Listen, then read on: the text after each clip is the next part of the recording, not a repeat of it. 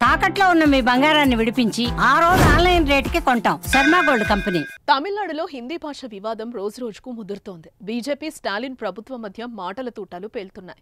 జాతీయ విద్యా విధానానికి బీజేపీ పట్టుబడితే డీఎంకే ప్రభుత్వం మాత్రం ససేమిరా అంటోంది. త్రిభాషా విధానానికి మద్దతుగా బీజేపీ సంతకాల సేకరణ ప్రారంభించగా వారిని పోలీసులు అరెస్టు అడ్డుకున్నారు.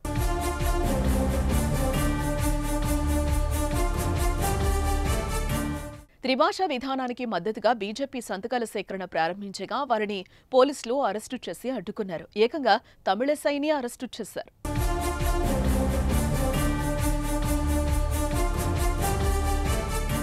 రాష్ట్రంలో త్రిభాషా విధానానికి మద్దతుగా ఇంటింటా సంతకాల సేకరణకు బీజేపీ గత సమావేశంలో నిర్ణయం తీసుకుంది.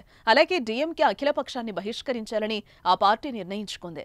జాతీయ విద్యా విధానం 2020 ప్రకారం నిర్దేశించిన విధంగా రాష్ట్రంలోని 3 భాషల విధానానికి మద్దతుగా నిర్ణయం తీసుకున్నారు.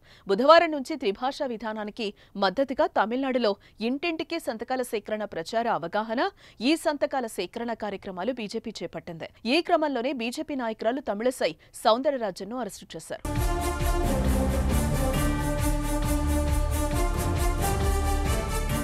స్టాలిన్ ఇప్పటికే తేల్చి చెప్పారు.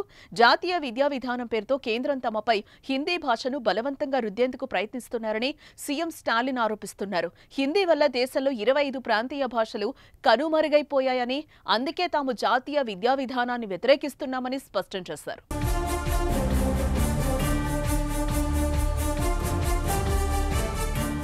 ఇప్పటికే ఎన్నో ఏళ్లుగా సాగుతున్న ఈ వివాదం తాజాగా మరింత పెద్దది కావడంతో తమిళ రాజకీయాలు సెగలు పుట్టిస్తున్నాయి.